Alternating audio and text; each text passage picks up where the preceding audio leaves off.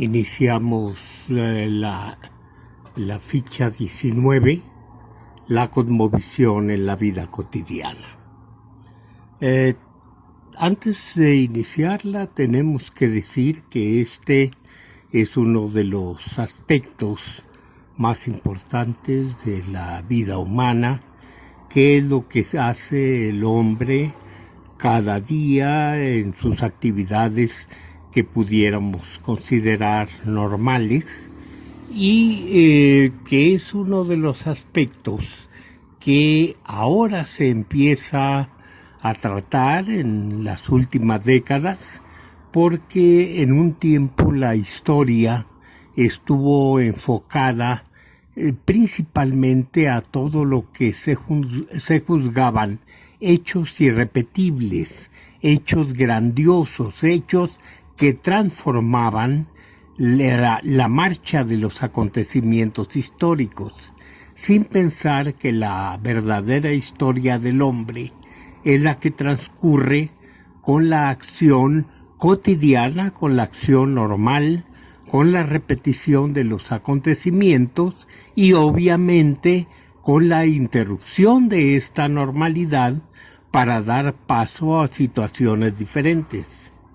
Era en la antigüedad una concepción, en la antigüedad no tan antigua, todavía a mí me tocó que me enseñaran que la historia era esto precisamente, el registro de los grandes acontecimientos de la gente excepcional. Esto era elitista, se refería a los gobernantes, se refería a los grandes generales.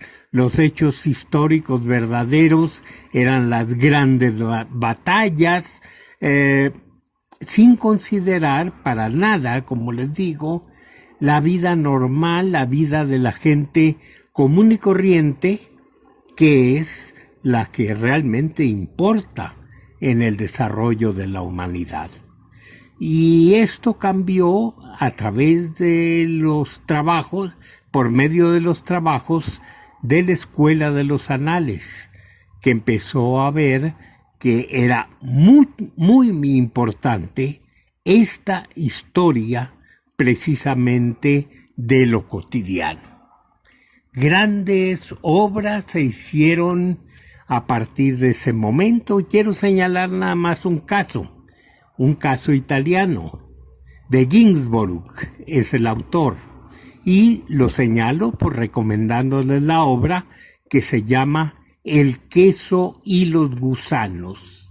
Se trata la historia precisamente de las concepciones que tenía del cosmos y del mundo una persona sin mucha ilustración, más bien no demasiado equilibrada, pero que nos pinta muy claramente lo que es la historia regional en aquella época. Pasemos a los casos de algunos investigadores de la vida cotidiana de Mesoamérica. Tendríamos que señalar que el caso más notable de todos es Sustel. Sustel, que nos presentó un libro llamado La historia cotidiana de los mexicas. Fue, como quien dice, el modelo para hacer este tipo de trabajos, sobre todo los referidos a la parte de la Mesoamérica central. Él se ocupa de la vida de la escuela, del nacimiento, obviamente, el matrimonio, la vida militar, la vida de los gobernantes, etcétera, etcétera. Pero es uno de los libros más inspiradores que se refieren a este tema de la vida cotidiana. La obra fue publicada en el Fondo de Cultura Económica y es posible que siga editándose. Luego tendríamos a los mayistas, a Morley, a Thompson, y en México uno de nuestros investigadores, el doctor Ruth Lullier, Alberto Ruth Lullier. nos dan una panorámica bastante notable de lo que fue la vida cotidiana de los mayas. En el libro Grandeza y decadencia de los mayas de Thompson hay una información verdaderamente valiosa. Hay obras recientes, entre ellas la de Navarrete, una obra de difusión, y tendríamos la obra de Escalante Gonzalvo, que sigue los nuevos patrones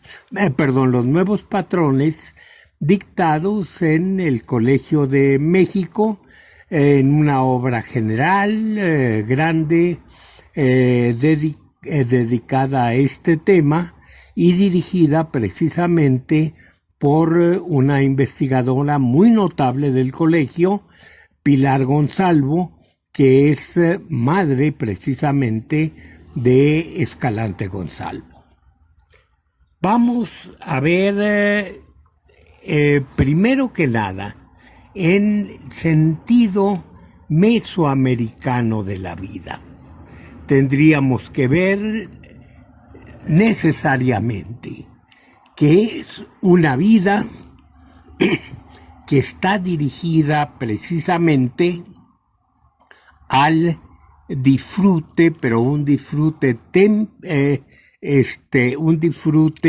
atemperado por la prudencia.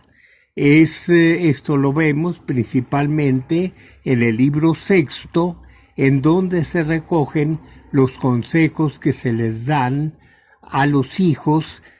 Obviamente son consejos, son discursos que se elaboran como Huehuetlatoli, o sea, discursos de los viejos o discursos antiguos que están elaborados desde la clase en el poder, desde los nobles.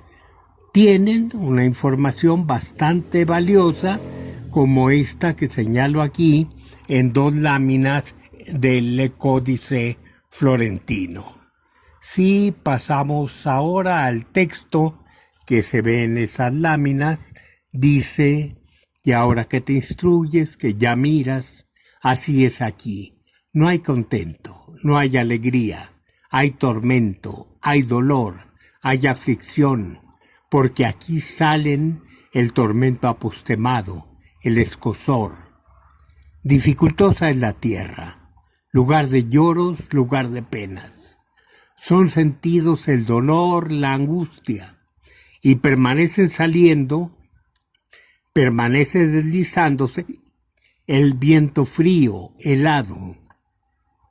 En verdad, sobre nosotros el viento enfría el calor, y el lugar de sed, el lugar de gran hambre. Solo así es esto.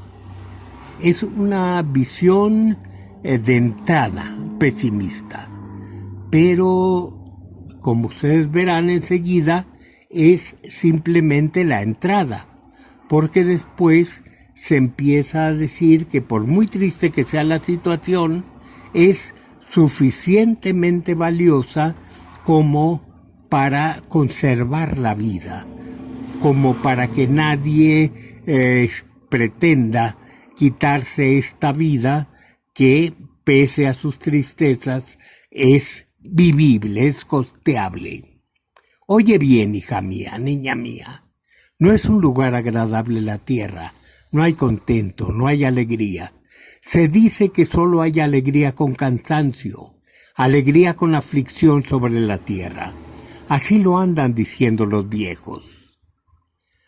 Para que no estemos viviendo en lloros por siempre, para que no fenezcamos de tristeza los hombres, Él, nuestro Señor, se dignó darnos la risa, el sueño y nuestro sustento, nuestra fuerza, nuestro brío, y esto más, lo terrenal, el sexo, para que sea la reproducción.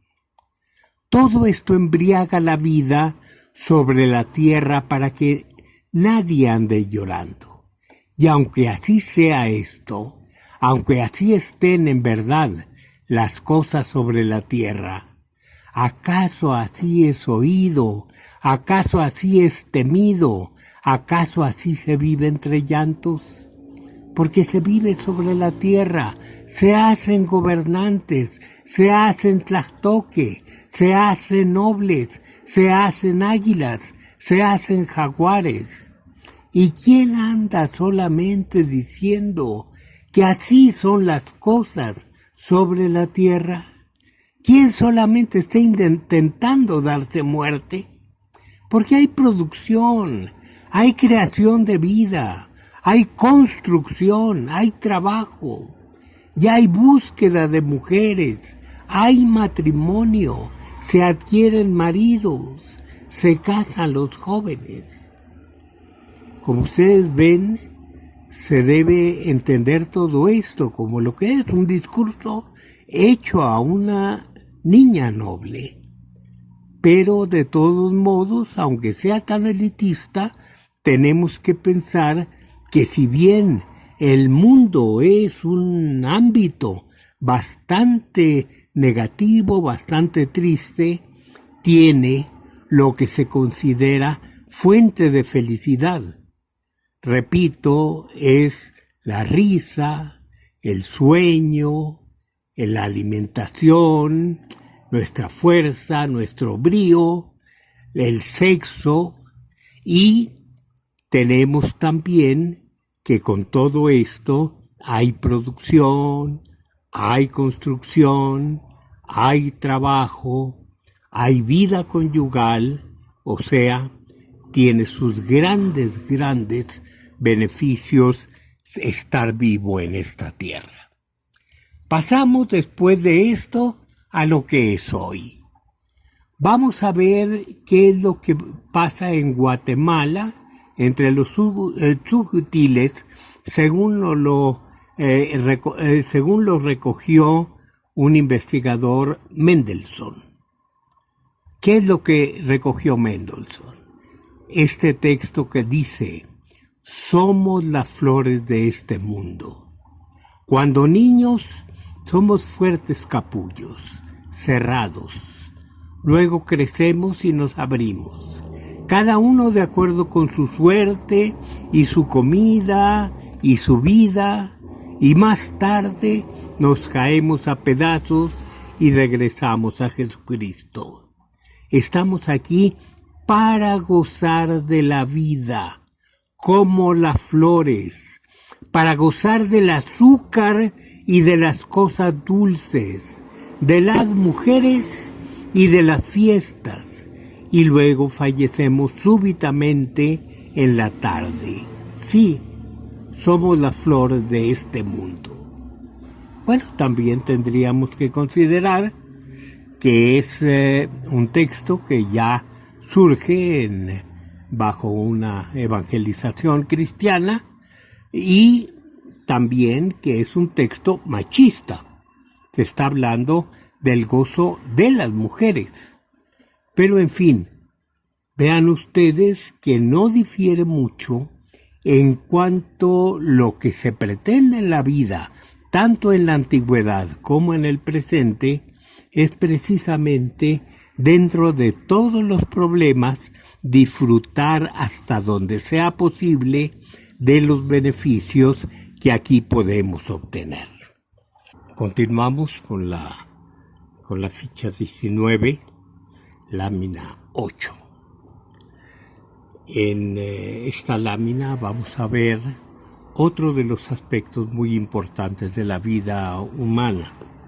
Se trata de una vida que no es nada más un surgimiento espontáneo para el gozo, sino para una misión. Entonces es comparada la vida primero con la de otros seres vegetales y seres que pueden ser entregados a los dioses en calidad de ofrenda. O sea, es una vida dedicada al trabajo, hay que cumplir una misión, y esta misión está determinada por los dioses. Es una función de carácter religioso. Entonces el texto, me voy nuevamente al siglo XVI, el discurso que se decía al niño en el nacimiento, en el momento de recibirlo al mundo, muy cerca a su nacimiento. Es tu salida en este mundo. Aquí brotas, aquí floreces. Después le cortaban el ombligo y el pedazo cortado era estimado como una ofrenda, como una espina de maguey, como akshoyatl, como tabaco. Y en el discurso se tenía al ser humano sin expectativas de vida como una mazorca nublada, la que no sirve, la que no puede comerse. Es, como les digo, una comparación vegetal, pero una comparación con vegetales útiles. Y en el caso particular, la imagen nos remite al oyamel o abeto, llamado en latín ave religiosa, que frecuentemente se utilizaba como ofrenda. La comparación se hace, como se ve en la lámina siguiente, en la lámina 9, con dos alimentos fundamentales del ser humano. Por un lado, lo que representa el sol, lo que representa el calor, el vigor, el mundo superior, y por otro lado, lo que representa el mundo inferior, el mundo de la fuerza, el mundo de la tierra. Por un lado el maíz y por otro el frijol. Vamos a ver esta obligación de existir sobre la tierra, cómo se expresa materialmente, aunque en forma invisible, por una fuerza. Y es una fuerza que ha estudiado mucho en el mundo contemporáneo. Katharine Good Eshelman es una investigadora notable de la Escuela Nacional de Antropología e Historia, que ha tomado como punto de referencia principalmente grupos nahuas de Guerrero. Entonces ella proporciona los conceptos de trabajo o tequitl, lo que se realiza en el mundo. Todos tenemos un tequitl, una obligación, algo que realizar cotidianamente, que nos cansa, que es en beneficio tanto de los dioses como de la colectividad. Y lo que este tequitl produce es la fuerza o chicahualistli, o sea, lo que potencia es algo que existe en todos los seres, pero en el momento en que esta fuerza es trabajada, en que esta fuerza recibe el esfuerzo cotidiano del ser humano, la voluntad de ejercer una actividad benéfica, se potencia. Y esto se puede transmitir, este chicahualistli se puede transmitir tanto a los dioses como a los seres humanos. Una persona, recoge el texto Katharine, una persona nunca trabaja sola, sino siempre en beneficio de otras. Y una persona no puede vivir sin disfrutar el beneficio del trabajo de otras personas. Y eso incluye a los vivos y a los muertos. Los difuntos carecen de cuerpos y no pueden cultivar ni preparar sus propios alimentos. Para comer dependen de su gente y los vivos tienen que recordarse de ellos y respetarlos. Pero nótese que es una relación con los muertos que es semejante a la relación con los dioses. El hombre da para recibir, el Dios da para recibir, el muerto da para recibir. Es una relación de beneficio mutuo. Cada quien aporta lo que puede hacer y recibe el esfuerzo del trabajo de lo que no puede hacer. ¿Qué dan los dioses? Por ejemplo, los dioses dan calor, los dioses dan agua, los dioses dan poder de germinación.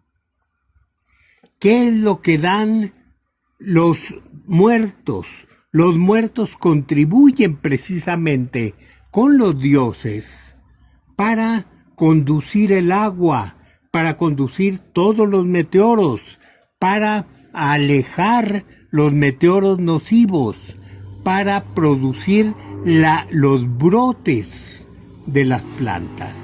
¿Qué es lo que hacen los muertos?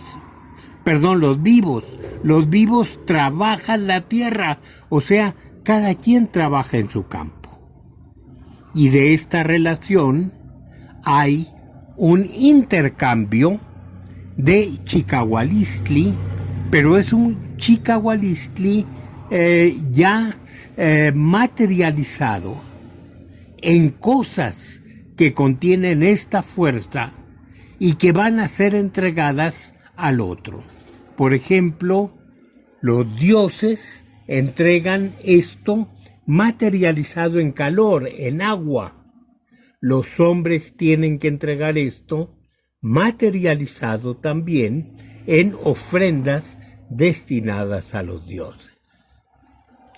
Vamos entonces a ver cómo está esto, producto y beneficiarios en la lámina 11. ¿Quién trabaja? Seres humanos,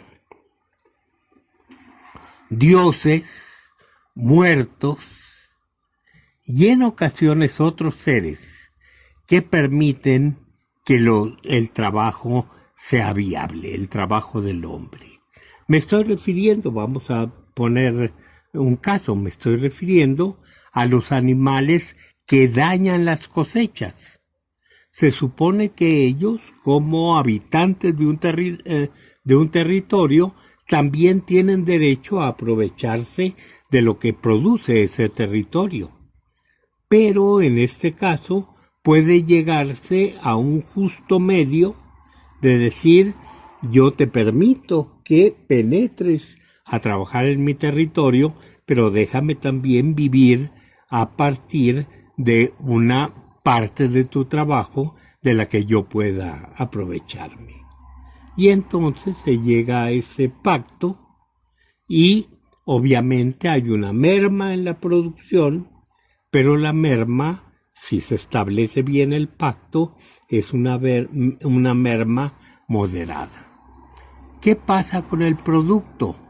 El producto principalmente son las cosechas agrícolas.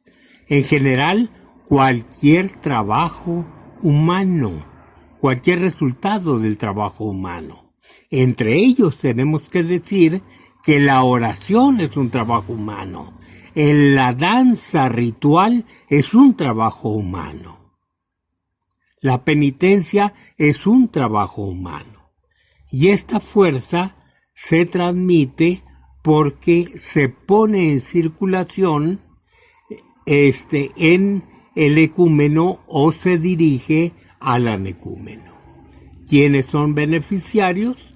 Todos los que intervienen de una manera o de otra en el proceso de producción. Pasamos a la siguiente lámina que nos habla de la cotidianidad de la existencia, de la familia.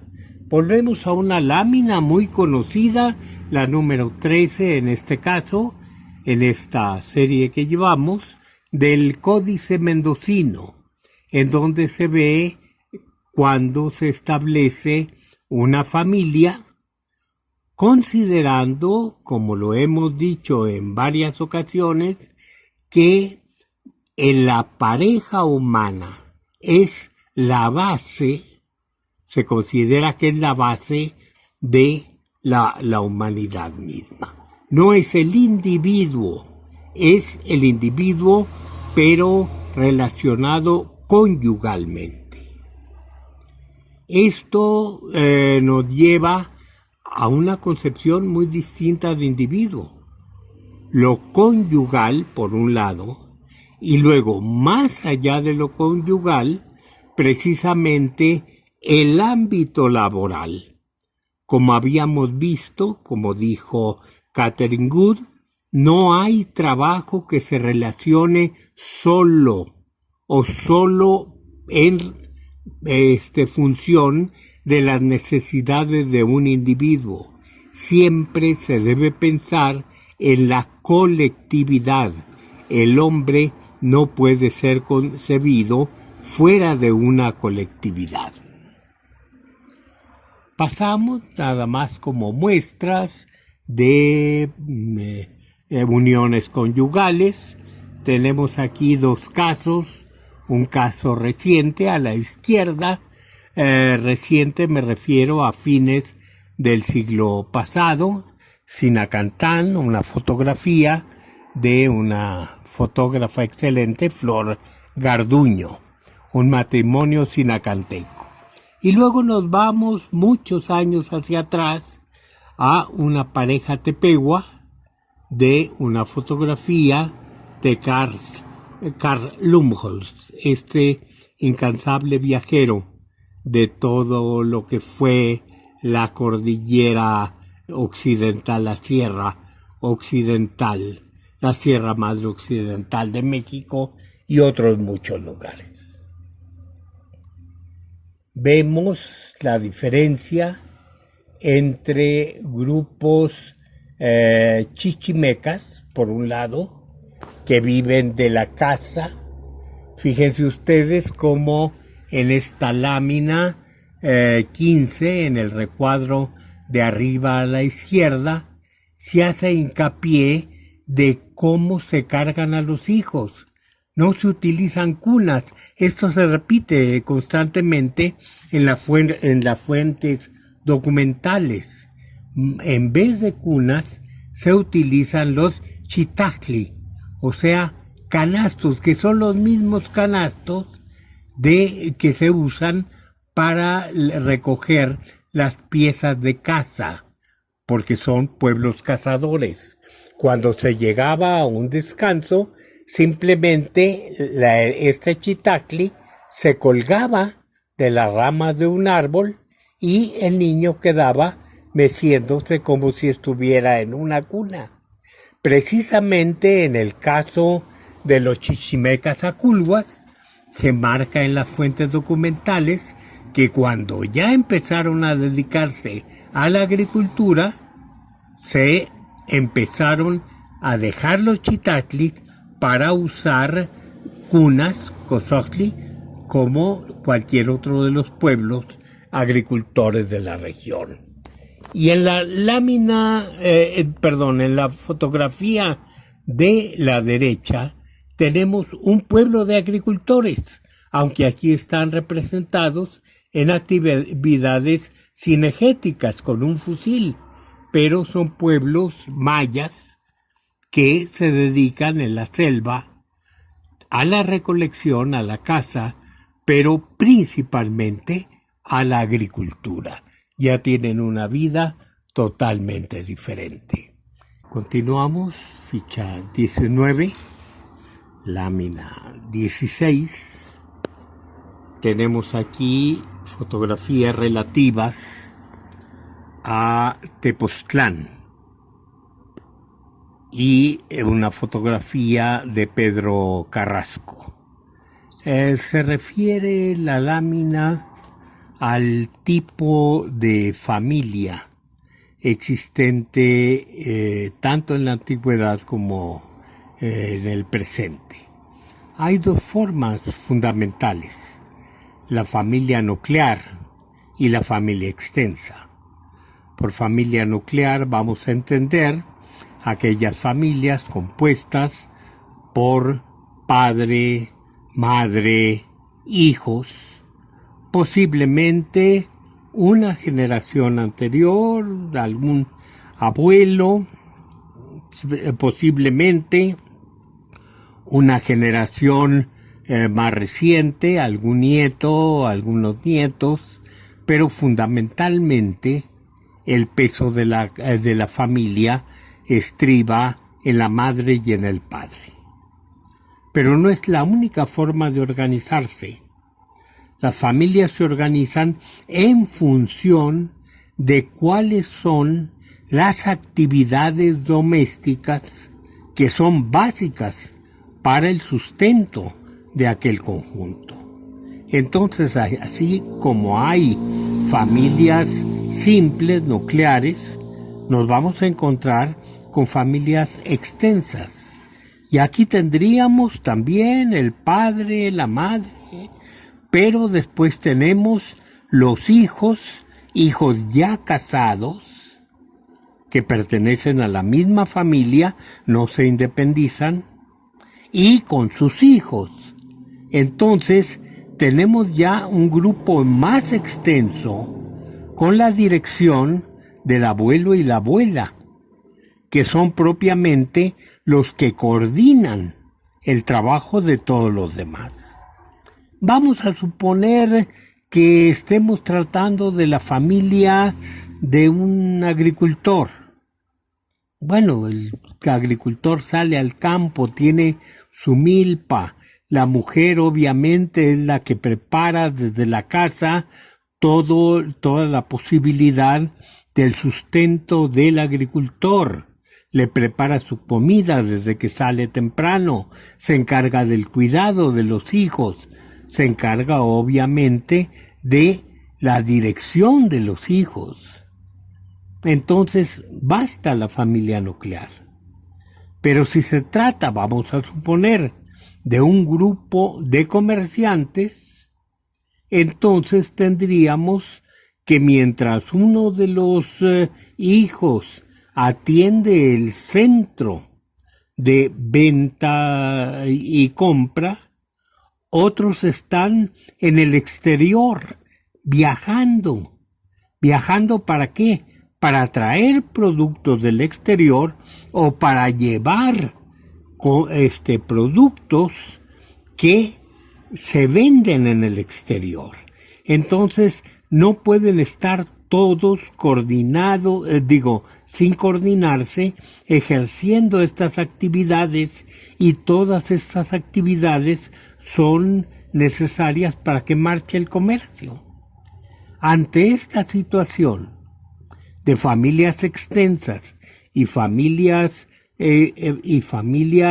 simples, familias nucleares, Pedro Carrasco, como no existen trabajos de los que puedan ser utilizados para este problema en las fuentes documentales históricas, Pedro Carrasco lo estudió en el presente en la población de Tepoztlán, en los tiempos en que todavía Tepoztlán pues no se había convertido en un centro turístico como es ahora. Entonces encontró una cosa muy, muy importante. Encontró que la mitad de las familias del pueblo de Tepoztlán estaban organizados como familia simple, como familias nucleares, mientras que la otra mitad del pueblo, la otra mitad en su estadística eran familias extensas. Obviamente esto no se puede proyectar hacia la antigüedad, porque las ocupaciones de las familias cambian constantemente. Esto no es cuestión de una generación o de dos, sino que muchas veces en una misma generación, pues el destino económico de cada familia varía.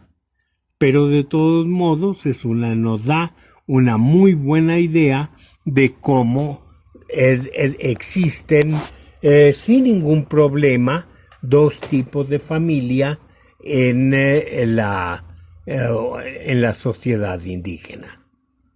Vamos a otra de las cosas pertinentes, la casa. Cada casa es diferente, cada casa tiene que sujetarse a una tradición local, y esta tradición local obviamente está fundada en muchos aspectos básicamente climáticos de cada zona. Pero hay cosas que son bastante comunes. Vamos a ver simplemente diferentes tipos de casa. En primer lugar, una casa tlaxcalteca.